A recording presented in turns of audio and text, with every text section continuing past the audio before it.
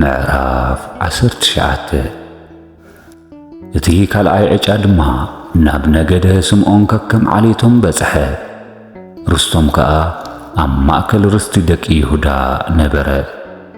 ንሱ ከኣ እዝዩ በርሴቤህን ሴባን ሞሎዳን ዓጻር ሹዓልን ባላን ኤጸምን ኤልቶላድን በቱልን ሔርማን ጺቅላግን ቤት ማርኮቦትን ሓጽር ሱሳን ቤት ልባኦት ሻሩሔንን ኩለን 13 ከተማታት እየን።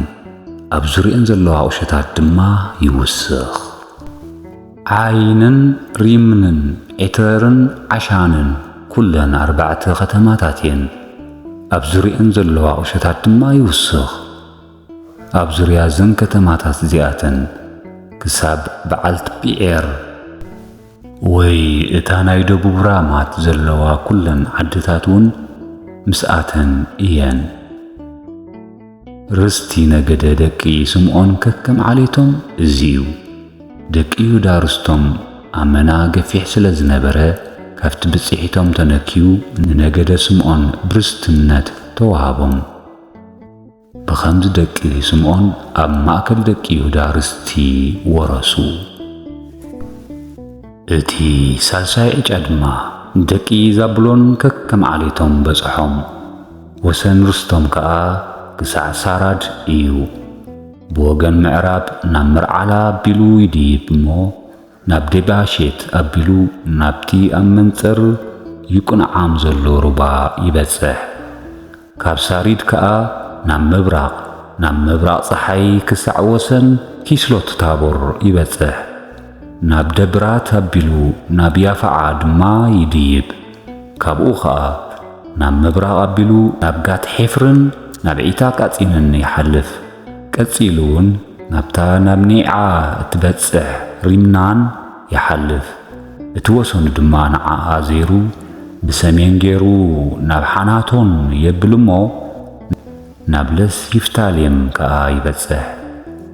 እዚ እውን ቀጣትን ናሃላልን ሽምሮንን ይድላን ቤትልሔምን ዝበሃላ ኩለን 12 ከተማታት እየን። ኣብ ዙርየን ዘለዋ ቁሸታት ድማ ይውስኽ። ዘን ከተማታት እዚኣተን መምስ ዓድታትን ደቂ ዛብሎን ከከም ዓሌቶም ዝበጽሖኦም ርስቲ እየን። እቲ ራብዓይ ዕጫ ንደቂ ይሳኮር ከከም ዓሌቶም በጽሖም። ወሰኖም ናብ ኢዝራኤልን ከስሎትን ስኖምን ይበጽሕ። ናብ ሓፍራይምን ሺኦንን ኣንሓራትን ረቢትን ቂሶንን ኣቤጽን ሬሜትን ዓይንጋኒምን ዓይንሓዳን ቤት ጳጺዕን ይበጽሕ። እቲ ወሰን ከኣ ናብ ታቦርን ሸሓጹማን ቤተ ሳሚሳን ይበጽሕ። ቀጺሉ ናብ ዮርዳኖስ ይወጽእ። ኩለን ድማ 16 ከተማታትን ቁሸታትን እየን። ኣብ ዙርየን ዘለዋ ቁሸታት ድማ ይውስኽ። ዘን ከተማታት እዚኣተን መምስ ዓድታትን ንነገደ ይሳኮር ከከም ዓሌቶም ዝበጽሖኦም እየን። እቲ ሓምሻይ ዕጫ ኸኣ ንነገደ ደቂ ኣሴር ከከም ዓሌቶም በጽሖም። ወሰኖም ድማ ሔልቃትን ሓሊን ቤጤንን ኣዜፍን ኣልማኬልን ዓምዓዳን ምሽኣልን ነበረ። ብወገን ምዕራብ ከኣ ናብ ቀርሜሎስን ናብ ሽሖሊብናትን ይበጽሕ። ንምብራቕ ፀሓይ ኣቢሉ ናብ ቤት ዳጎን ይምለስ።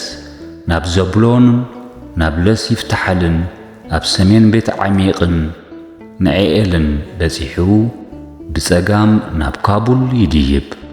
ካብኡ ናብ ዓቢሮንን ናብ ረአብን ናብ ሓሞንን ናብ ቃናን ክሳዕ እታ ዓባይ ሲዶና ይበጽሕ። እቲ ወሰን ድማ ብራማ ኣቢሉ ክሳዕ እታ ዝተዓረደት ከተማ ጢሮስ ይበጽሕ።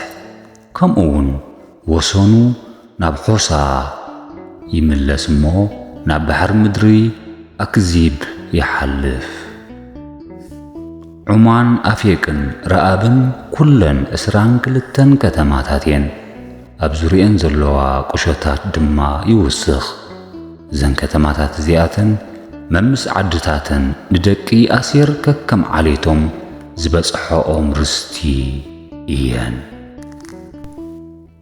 إتي شاتشاي عجا ندكي نفتاليم ككم عليتم بصحهم وسنم دما كاب حلفون كابتا أب صعنانيم زلا إيلونن أدمانيكوبن يابني إيلن كسا لوقيم بصحو ناب يوردانوس يديب نمعراب أبيلو خا ناب أزنو تابور يبصح كابو خا ناب حقوق يوصمو بودبوب ناب زابلون بمعرابون ناب آسير بمبرأ دما بيوردانوس ناب يهودا يبصح እተን ዝተዓርዳ ከተማታት ድማ ጼደምን ጼርን ሓማትን ረቃትን ከኔሬትን አዳማን ራማን ሓሶርን ቃዴስን ኤድርያንን ዓይን ሓጾርን ይሮኦንን ሚግዳልኤልን ሖሬምን ቤት ዓናትን ቤት ሳሜስን ኩለን 19 ከተማታት እየን ኣብ ዙርየን ዘለዋ ቁሸታት ድማ ይውስኽ زن كتماتات زياتن ممس قشتاتن ندكي نفتاليم ككم عليتم زبصحوهم رستي إيان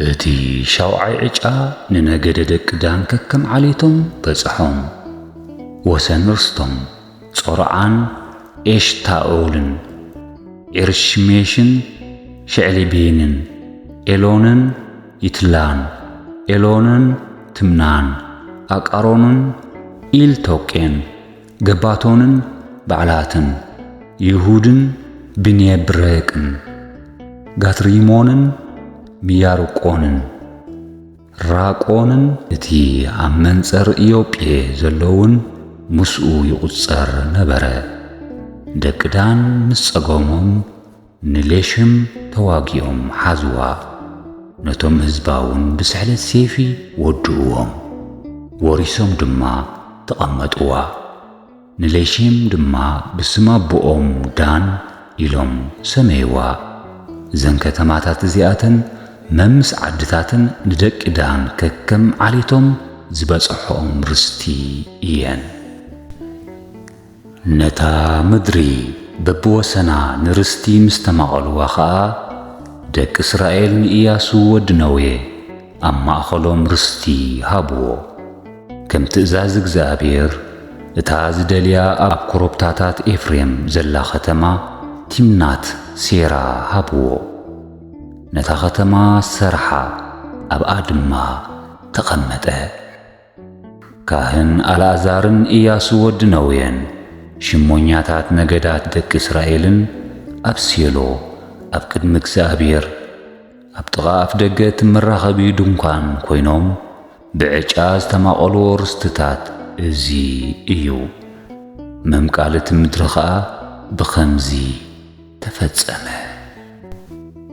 ምዕራፍ ዒስራ እግዚአብሔር ድማ ንኢያሱ ከምዚ ኢሉ ተዛረቦ ንደቂ እስራኤል ከምዚ ኢልካ ንገሮም እቲ ከይፈለጠን ከይፈተወን ሰብ ዝቐተለ እቲ ቐታሊ ናብኣተን ክሃድም እሞ ካብ ፈዳይ ደም መዕቆቢ ክኾነኩም እተን ብሙሴ ኣቢለ ዝኣዘዝኩኹም መዕቆቢ ከተማታት ፍለይወን እቲ ሰብ ዝቐተለ ናብ ሓንቲ ካብዘን ከተማታት እዚኣተን ይህደም ኣብ ቅድሚ መጋባእያ ኣብ ኣፍ ደገ እታ ኸተማ ደው ኢሉ ኸኣ እቲ ዝገበሮ ነቶም ሽሞኛታት እታ ኸተማ እቲኣ ይንገሮም ንሳቶም ከኣ ናብታ ኸተማ ይእትውዎ ዝቕመጠሉ ቦታ ድማ ይሃብዎ ቅድም ኢሉ ጽልኢ ከይነበሮ ከይፈለጠ ንብጻዩ ስለ ዝቐተሎ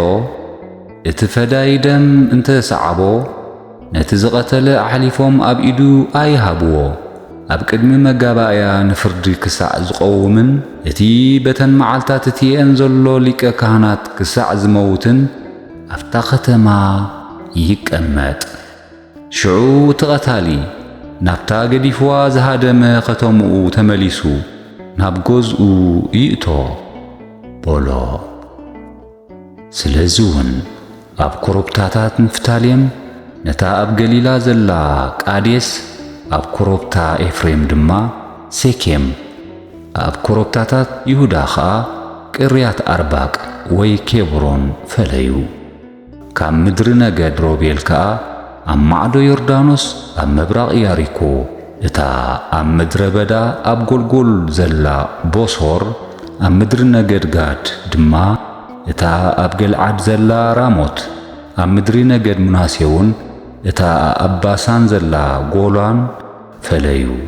እተን ንኹሎም ደቂ እስራኤልን ኣብ ማእኸሎም ንዝነበረ ባዕድን እቲ ብዘይ ምፍላጥ ሰብ ዝቐተለ ኩሉ ኣብ ቅድሚ መጋባእያ ደው ክሳዕ ዝብል ብኢድ ፈዳይ ደም ከይመውት ካድመለን ዝተመደባ ኸተማታት እዚኣተን እየን።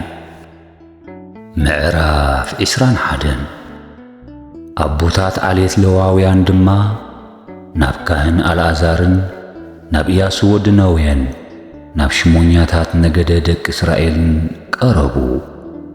ኣብ ሴሎ ኣብ ምድሪ ከነዓን ንሕና እንነብረለን ከተማታት ከባቢአንን ንእንስሳውን ዝኸውን መዋፈር ቦታ ክህቡና እግዚአብሔር ብሙሴ ገይሩ ኣዚዙ እዩ በልዎም። ሽዑ ደቂ እስራኤል ከምቲ ትእዛዝ እግዚአብሔር ካብ ርስቶም እዘን ከተማታት እዚኣተን መዋፈሪአን ንሌዋውያን ሃብዎም። ንዓሌታት ቀይታውያን ከዓ ዕጫ በጽሖም። ነቶም ሌዋውያን ደቂ ካህን አሮን ካብ ነገደ ይሁዳን ካብ ነገደ ስምዖንን ካብ ነገደ ብንያምን ብዕጫ 13 ኸተማታት በጽሖም። ነቶም ዝተረፉ ደቂ ቀዓት ድማ ካብ ዓሌታት ነገደ ኤፍሬምን ካብ ነገደ ዳንን ካብ ፍርቂ ነገደ ምናሴን ብዕጫ 10 ኸተማታት በጽሖም። ንደቂ ጌድሶን ከዓ ካብ ዓሌታት ነገደ ይሳኮርን ካብ ነገደ አሴርን ካብ ነገደ ንፍታሌምን ካብቶም ኣብ ባሳን ዝነበሩ ፍርቂ ነገደ ምናሴን ብዕጫ 13 ኸተማታት በጽሖም። ንደቂ ሜራርውን ከከም ዓሌቶም ካብ ነገደ ሮቤልን ካብ ነገደ ጋድን ካብ ነገደ ዛብሎንን 12 ኸተማታት በጽሖም። ስለዚ ደቂ እስራኤል ከምቲ እግዚአብሔር ብሙሴ ኣቢሉ ዝኣዘዞ እዘን ከተማታት እዚኣተን ምስ መዋፈሪአን ንሌዋውያን ብዕጫ ሃብዎም። ስምተን ካብ ምድሪ ነገድ ደቂ ይሁዳን ካብ ነገደ ደቂ ስምዖንን ንሌዋውያን ዝተዋህበ ከተማታት እዚኣተን እየን። ነቶም ካብ ደቂ ሌዊ ካብ ዓሌታት ቀዓታውያን ዝነበሩ ደቂ አሮን ቀዳማይ ዕጫ ስለ ዝበጽሖም እተን ከተማታት ንኣኣቶም ተዋህባ።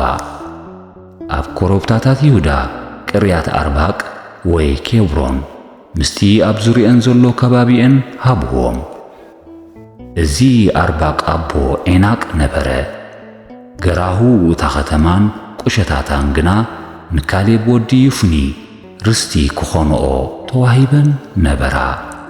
ስለዚ ንደቂ ካህን አሮን እታ ሰብ ንዝቐተለ መዕቆቢ እትኸውን ከተማ ኬብሮን ምስ መፎሪኣ፣ ሊብና ምስ መፎሪኣ፣ የቲር ምስ መፎሪኣ፣ ኤሽትሚዓ ምስ መፎሪኣ፣ ሖሎን ምስ መፎሪኣ፣ ዳቤር ምስ መፎሪኣ፣ ዓይን ምስ መፎሪኣ፣ ዩጣህ ምስ መፎሪኣ፣ ቤትሳሚስ ድማ ምስ መፎሪኣ ብሙሉአን ካብዞም ክልተ ነገዳት እዚኣቶም 9 ኸተማታት ሃብዎም።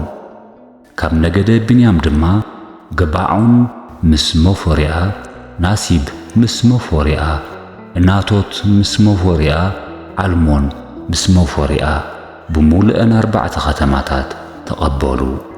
ድምርተን ንካህናት ደቂ አሮን ዝተዋህባ ኸተማታት መምስ መውፈሪአን 13 ነበራ። ነቶም ዝተረፉ ዓሌታት ደቂ ቀዓት ሌዋውያን ካብ ነገደ ኤፍሬም ብዕጫ ዝበጽሖም ከተማታት እዘን ዝስዕባ እየን። ኣብ ኮረብታታት ኤፍሬም ዘላ ሰብ ዝቐተለ ዝዕቁበላ ኸተማ ሴኬም ምስ መውፈሪኣ፣ ጌዘር ምስ መውፈሪኣ፣ ቂብፀዮም ምስ መውፈሪኣ ቤት ሖሮን ምስ መውፈሪኣ ብምሉአን 4 ከተማታት ሃብዎም።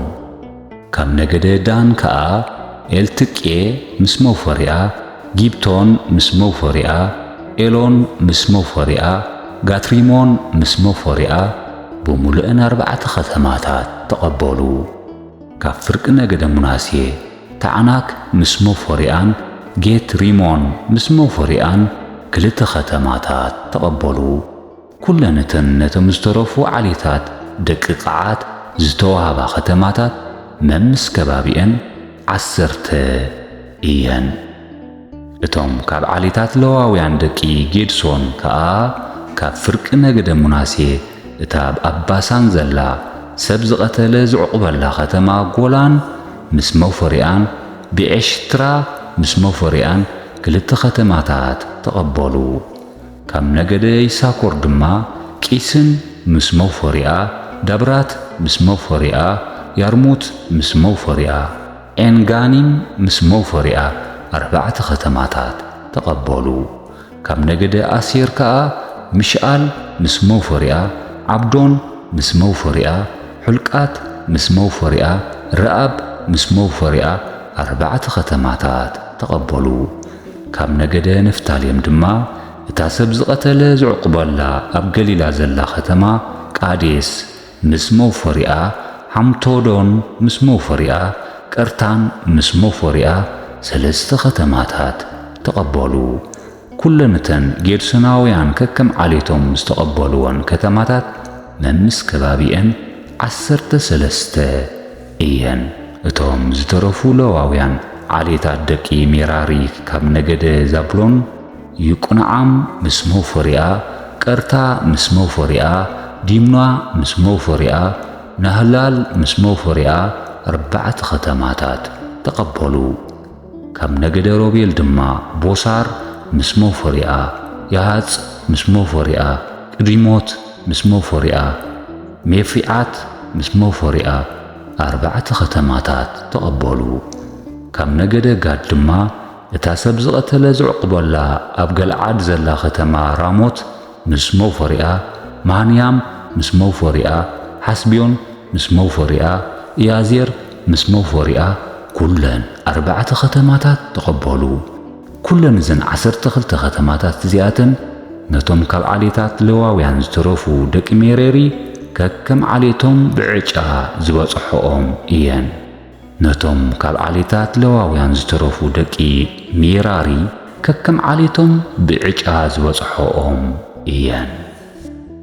እተን ኣብ ማእከል ርስቲ ደቂ እስራኤል ዘለዋ ኩለን ከተማታት ለዋውያን መምስ ከባቢአን 48 እየን። ኩለን እዘን ከተማታት እዚኣተን ኣብ ዙርየን ንመጓሰይ ዝኸውን ከባቢ ነበረን። እግዚአብሔር ከዓ ከምቲ ነቦታቶም ክህቦም ዝመሓለሎም ኩላ እታ ምድሪ ንደቂ እስራኤል ሃቦም፣ ወሪሶም ድማ ተቐመጡዋ። እግዚአብሔር ከዓ ከምቲ ኩሉ ነቦታቶም ዝመሓለሎም ኩሉ ዙርዮም ዕረፍቲ ሃቦም። እግዚአብሔር ንኩሎም ጸላእቶም ኣብ ኢዶም ኣሕሊፉ ስለ ዝሃቦም ካብ ኩሎም ጸላእቶም ሓደ ካብ ቅድሚኦም ዶብ ክብል ኣይክእልን። ኩሉ እቲ እግዚአብሔር ንቤት እስራኤል ዝተዛረቦ ጽቡቕ ነገር ተፈጸመ። ካብቲ ዝበሎ ሓደ ቃል እኳ ኣይትረፈን። ኩሉ ተፈጺሙ እዩ። ምዕራፍ 22 ሽዑ ኢያሱ ንሮቤላውያንን ንጋዳውያንን ንፍርቂ ነገደ ሙናሴን ጸዊዑ ንስኻትኩም እቲ ባርያ እግዚአብሔር ሙሴ ዝኣዘዘኩም ኩሉ ሓሊኹም ኢኹም፣ እቲ ኣነ ዝኣዘዝኩኹም እውን ጌርኩሞ ኢኹም። ንስኻትኩም ካብ ነዊሕ ግዜ ክሳዕ እዛ መዓልቲ እዚኣ ንኣሕዋትኩም ኣይሓደግኩሞምን። እቲ እግዚአብሔር ኣምላክኩም ዝኣዘዘኩም እውን ፈጺምኩም ኢኹም። ሕጂ ድማ እግዚአብሔር ኣምላክኩም ከምቲ ንኣሕዋትኩም ዝተዛረቦም ዕረፍቲ ሂብዎም እሞ ተመሊስኩም ናብ ድንኳናትኩም ናብታ ባርያ እግዚአብሔር ሙሴ ኣብ ማዕዶ ዮርዳኖስ ዝሃበኩም ርስቲ ኪዱ። ግና اتباري እግዚአብሔር ሙሴ زأززكم تأزازن حقن تتنكيكم حلو نእግዚአብሔር أملاكم فتوو بكل منجدتاتو كيدو تأزازاتو دما فتصمو نابؤون قربو بملؤ لبخمن بملؤ نفسخمن كا أملخو بولوم شعو إياسو مريقو أفانوهم نساتهم كا نابعدهم تملسو موسى نفرق نجد مناسيه أباسان رسي هيبوهم نبره إياسو نتفرقي أم عدو يردانوس أو وجن معراب أم منقو أحواتهم هابهم إياسو نبعدهم كسدهم كله مرقهم مس بوزح حافتي مس بوزح انسسا مس برورن مس ورقن مس نحاسن مس حاتينن مس بوزح كداونتن ناب آبايتكم تملسو ناتي مركو صلاتكم كا مس أحواتكم تماقلو أون بولوم دك روبيلن دك قادن فرق نجد مناسين تمليسهم نام مدر قلعاد نبتا بتأزاز እግዚአብሔር بإد موسى زورسوا مدري رستهم كخدو كابدك إسرائيل كابتا عم مدر كنعان درلا سيرلو تلعادو نفينهاس ودكانا الأزار دما نابدك روبيل نابدك قادن نافرق نجد مناسين نام مدر قلعاد لأخو مسو دما 18 لأخو مساتهم كم نفس وكف نجد زتواصوا أحلقنا نفس وكف نجدات دك إسرائيل يوم نابدك روبيل نابدك قادن نافرق نجد مناسين نابتا مدرق العاد مسيوم دما كمزي بلوم كل محبر እግዚአብሔር كمزي بالالو سلمتاي كمزي جيركم كاب እግዚአብሔር كدعكم كمي جيركم كاب እግዚአብሔር رحكم لومي مسوئي بمسرحكم نأملاخ إسرائيل بدلكم حاتيات في قردو أي أخلنانيو أب حزب እግዚአብሔር معات وريدو بسمكو خسع لومي كاب تحاتيات تي عين زهنان حجخ كاب እግዚአብሔር ديكم ترحقو زلخم لومن እግዚአብሔር انتدا كديخمو صباحن كل حزب إسرائيل قطعو إيو أتا زورسكما مدري زرخصت انت مسألة نبتا محدر እግዚአብሔር تسري حتى زلا مدري እግዚአብሔር نعو أما أخذناون رستو سودو بزيت مسوئي እግዚአብሔር أملخنا كال مسوئي بمسرحكم أبلع እግዚአብሔር أبلع لينان أيتعمصو أكان ود زارا كابتز تحرم بموسادو بدله معاد كأملو حزب إسرائيل دا ورا دنبر بتبددو نسو بينو طرحا يموتان دقي روبيلن دقي قادن فرق نجد مناسين نابتي كبابي يردانوس ناي مدرة كنعان مسمصو أبو أبتقى يردانوس عبي مسوي سرحو تمزترفو دك إسرائيل كا نو دك روبيلن دك قادن فرق نجد مناسين أبتقى يردانوس أم منصر مدر كنعان أم معرو دك إسرائيل مسوي سريحهم كبال سمعوا كلهم دك إسرائيل دما إزم السمعوا دايبهم ساعتهم نموغا أبسيلو تأكبوا شعو دك روبيلن دك قادن فرق نجد مناسين نتهم زترفو آلافات حلوق نجدات دك إسرائيل مليسهم كمزي بلوهم اتي كل زخيل እግዚአብሔር أملاخ نسو يفلطوي حزب إسرائيلون يفلطو نእግዚአብሔር كنبدلن نعو كنكدعن إلنا انتدا غيرنا يغينا لومي معات كينا حسخم قتلنا كاب እግዚአብሔር كنكدع إلنا وي زكاصل مسواتي وي مسواتي بالعي كنقربالو وي مسوات مسكانا كنقبرلو إلنا እግዚአብሔር بعلو يبقلنا ንሕና ግና ንመጻኢ ደቅኹም ንደቅና ኣቱም ደቂ ሮቤልን ደቂ ጋድን ኣብ እግዚአብሔር ኣምላኽ እስራኤል እንታይ ኣለኩም? እግዚአብሔር ኣብ መንጎናን ኣብ መንጎኹምን ንዮርዳኖስ ወሰን ጌርናይ እሞ ኣብ እግዚአብሔር ግደ የብልኩምን ኢሎም ንእግዚአብሔር ምፍራሕ ከም ዝሓድጉ ከይገብሮም ኢልና ኢና ነዚ ዝገበርናዮ። በዚ ኸ ኢና መሰውኢ ንንደቕ ግና ንዝቃጸል መስዋዕትን ንመስዋዕቲ ሕሩድን ኣይኹን ዝተባሃልና ንመጻኢ ግና ደቅኹም ንደቅና ኣብ እግዚአብሔር ግደ የብልኩምን ምእንቲ ኸይብልዎም ንእግዚአብሔር ብዝቃጸል መስዋዕትን ብመስዋዕቲ ሕሩድን ብመስዋዕቲ ምስጋናን ኣብ መቕደሱ ከም እነምልኾ ኣብ መንጎናን ኣብ መንጎኹምን ብድሕሪና ኸ ኣብ መንጎ ወለድና ምስክር ምእንቲ ክኸውን ነዚ መሰውኢ እዚ ነደቕና። ስለዚ ንመጻኢ ንዓና ወይ ንውሉድ ወለዶና ግደ የብልኩምን እንተበልና ነቲ ኣቦታትና ዝገበርዎ መሰውኢ እግዚአብሔር ዝመስል መሰውኢ ርእዩ ንሱ ንዝቃጸል መስዋዕቲ ይኮነን ንመስዋዕቲ ሕሩድ እውን ኣይኮነን ኣብ መንጎናን ኣብ መንጎኹምን ደኣ ምስክር እዩ ክንብሎም ኢና በልና። ንሕናስ ብዘይቲ ኣብ ቅድሚ መሕደሪ ዘሎ መሰውኢ ወይ ንመሰውኢ ብልዕን መስዋዕቲ ሕሩድን መሰውኢ ብምስራሕና ሎሚ ንእግዚአብሔር ካብ ምኽዳዕን ንእግዚአብሔር ካብ ምብዳልን የድሕነና። ሽዑ ካህን ፊንሃስን እቶም ምስኡ ዝነበሩ ሽሞኛታትን ነገዳት ደቂ እስራኤልን እቲ ደቂ ሮቤልን ደቂ ጋድን ደቂ ፍርቂ ነገድ ምናሴን ዝተዛረብዎ ነገር ምስ ሰምዑ ተሓጐሱ። ፊንሃስ ወዲ ካህን አልዓዛር ድማ ንደቂ ሮቤልን ንደቂ ጋድን ንደቂ ፍርቂ ነገድ ምናሴን በዚ ንእግዚአብሔር ኣይበደልኩምን እሞ እግዚአብሔር ምሳና ከም ዘሎ ሎሚ ፈለጥና። ሕጂ ንደቂ እስራኤል ካብ ኢድ እግዚአብሔር ኣድሒንኩሞም በሎም።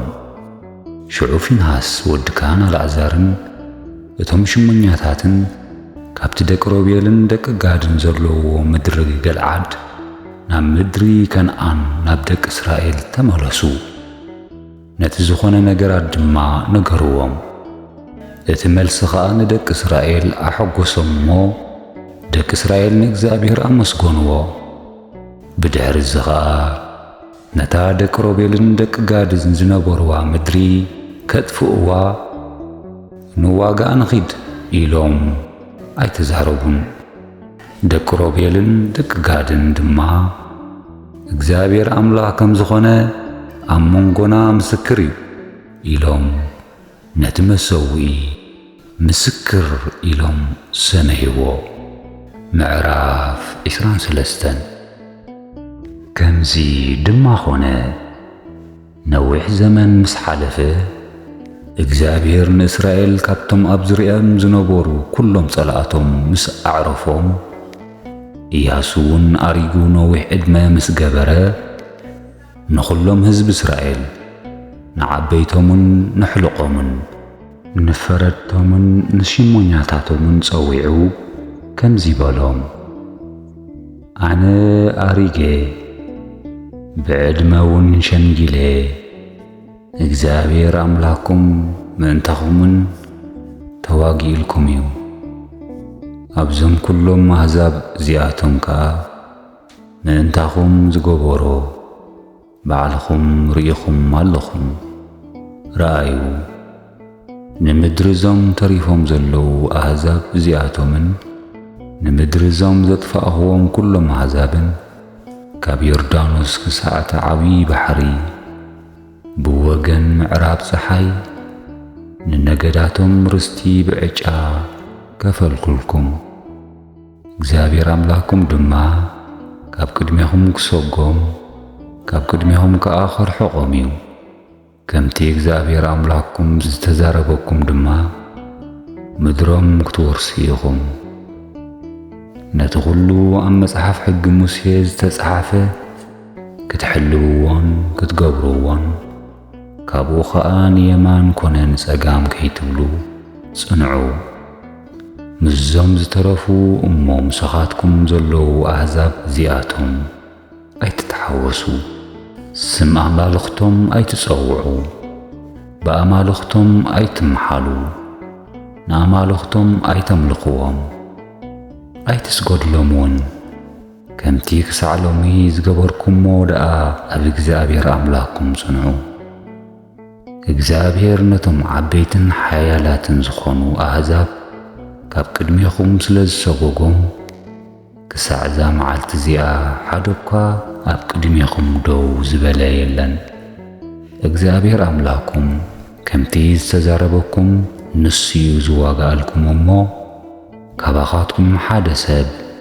ንሽሕ ክሰጎም እዩ ስለዚ ንእግዚኣብሔር ኣምላኽኩም ክተፍቅርዎ ንባዕልኹም ሓልዉ እንተኻድኩሞ እሞ ምስዞም ምሳኻትኩም ዝተረፉ ኣሕዛብ እንተተሓወስኩም ምስኣቶም ድማ እንተተዋሰብኩም ከምኡውን ብመውስቦም ምስኣቶም እንተተሓዋወስኩም ካብዛ እግዚኣብሔር ኣምላኽኩም ዝሃበኩም ጽብቕቲ ምድሪ ክሳዕ ትፈልሱ ንኣኻትኩም ሕንኰልን መጻወድያን ንዕንግዳኣኹም መግረፊ ንዕንቲኹም ከኣ እሾኽ ክኾኑኹም እዮም እምበር እግዚአብሔር አምላኩም ነዞም አሕዛብ እዚኣቶም ደጊም ካብ ቅድሚኹም ከም ዘየውፅኦም ብርግጽ ፍለጡ።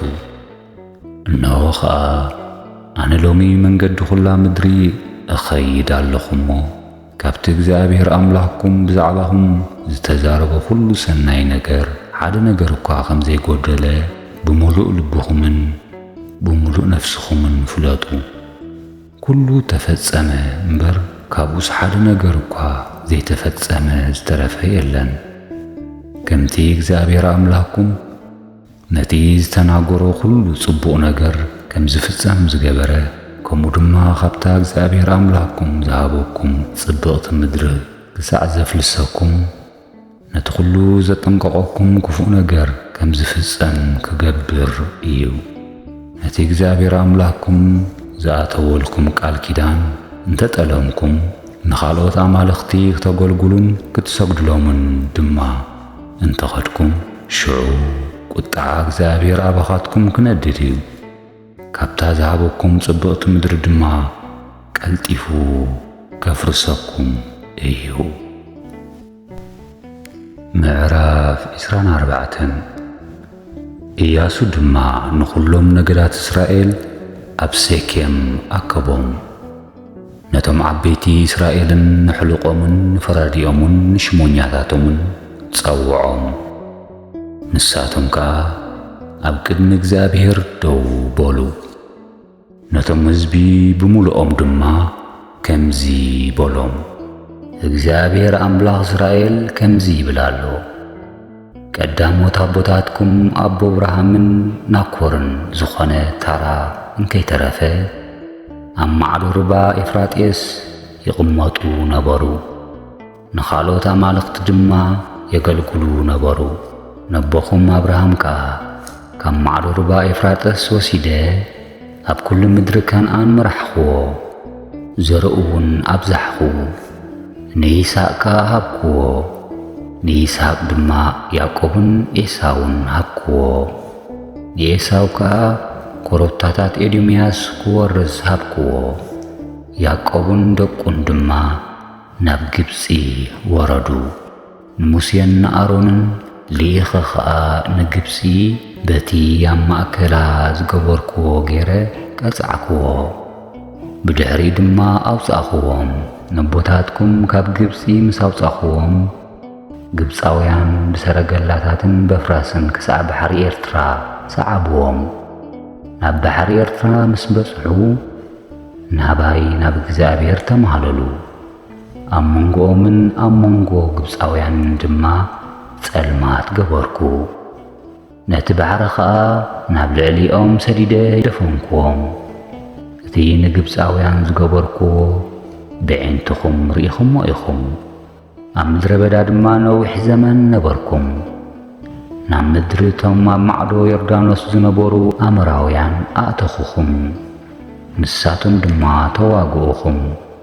أنا خانا آتم أبيدكم هبكم مدروم دما ورسكم كاكدمي خمون أطفا خموم شو دما بالاود سيفر نقص مؤاب تسيو لإسرائيل تواقوم نبال أمود بيعور دما مأنتي كرقمكم لإخو صوعو أنا قن نبال أم كسمعو أيدلوخن سلازي نسوس دقاقي مدعا بارخوكم كابئيد بالاقون أدحانكوخم نيردانوس تساقيركم دما ناب إياريكم مسيخم يهمو سب إياريكون أمراويانن فريزاويانن كان أناويانن كيتياويانن جرجيساويانن إوياويانن يابساويانن دما تواقوخم أنا خانا آتم أبيدكم هكوخم نتم كلت نجستات أمراويان زساقوك عكوات كأكدميكم سددكم بر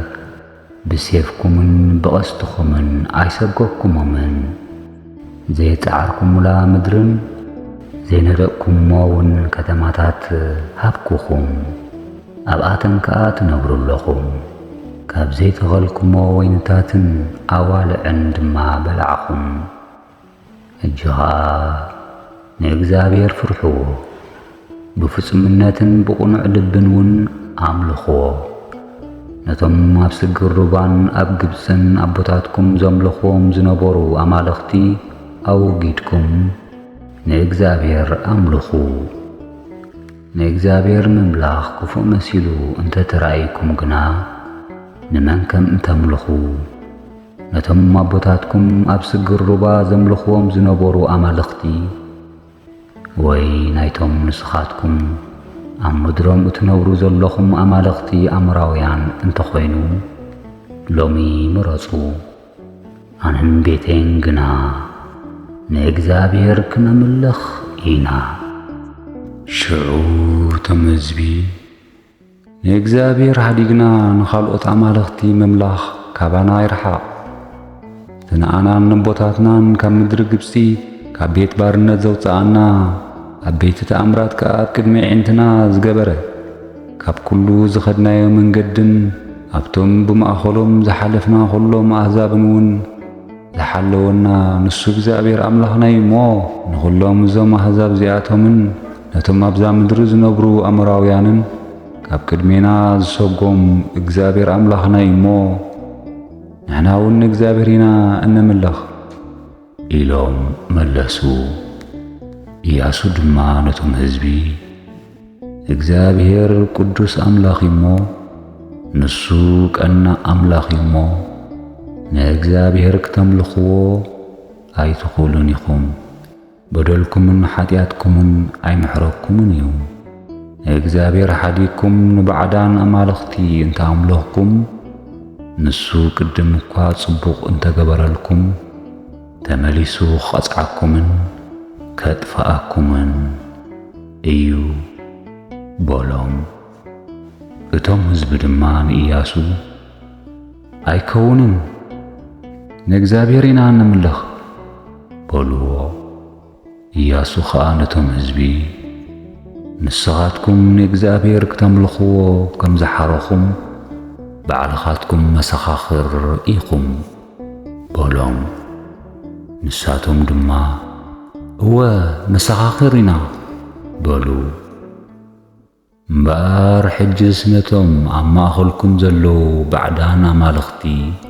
أو قدوهم مو لبخم ناب إجزابير أملاخ إسرائيل أبيلكم أعنعو توم هزب دمان إياسو نإجزابير أملاخنا إنا أنا ملخ نقالون كنأزازينا بولو إياسو دما بتا معلتتيا مستم هزبيك الكدان آتوه حقن فردن كا أبسيكيم أقوم اللهم إياسو دما نزي كل نجرزي أما صحف حق أملاخ صحافو عبي أمني وسيدوخا أبتعزي تا أم مقدس إجزابير زنبرت دعرو أقومو إياسو نتم كلهم تم هزبي إنه إذ ابن زي ነቲ እግዚአብሔር ዝተዛረበና ኩሉ ቃል ሰሚዕዎ እሞ ምስክር ክኸውን እዩ። ንስኻትኩም ከዓ ንኣምላኽኩም እንተ ኸሓድኩምዎ ንሱ ምስክር ክኸውን እዩ በሎም። ሽዑ ኢያሱ ነቶም ህዝቢ ነናብርስቶም ሰደዶም። ብድሕሪ እዚ ነገር እዚ ኸዓ ባርያ እግዚአብሔር ኢያሱ ወዲ ነዌ ወዲ 110 ዓመት ምስ ኮነ ሞተ። ኣብ ወሰን ርስቱ ኣብ ኩርበታት ኤፍሬም ኣብታ ኣብ ሰሜን ጎቦ ገዓሽ ዘላ ኣብታ ምሴራ ድማ ቀበርዎ። ደቂ እስራኤል ከዓ ብኩሉ ዘመን ኢያሱ ንእግዚአብሔር የገልግሉ ነበሩ። ከምኡውን ብኩሉ ዘመን እቶም ብድሕሪ ኢያሱ ነዊሕ ዝጸንሑ እሞት እግዚአብሔር ንእስራኤል ዝገበረሎም ኩሉ ግብሪ ዝፈልጡ ዓበይቲ ንእግዚአብሔር የምልኽዎ ነበሩ። እቲ ደቂ እስራኤል ካብ ግብፂ ዝተማልኡ ዓጽምቲ ዮሴፍ ድማ ኣብታ ያዕቆብ ካብ ደቂ ኤሞር ኣቦ ሴኬም ብ100 ቅርሺ ብሩር ዝዓደጋ ግራት ኣብ ሴኬም ቀበርዎ። ደቂ ዮሴፍ ድማ ርስቲ ኮነቶም። አልዓዛር ወዲ ኣሮን ድማ ሞተ። ኣብታ ኣብ ዝባን ኤፍሬም ዘላ ንወዱ ፊንሃስ ዝተዋሃበት ከተማ ኣብ ገቢዖን ከዓ ቀበርዎ። ስብሃት ለእግዚአብሔር ወለወላዲቱ ድንግል ወለመስቀሉ ክቡር ይትሐኮት ወይሰባህ ስሙ ለእግዚአብሔር ወትሩ በኩሉ ጊዜ ወበኩሉ ሰዓት አሜን።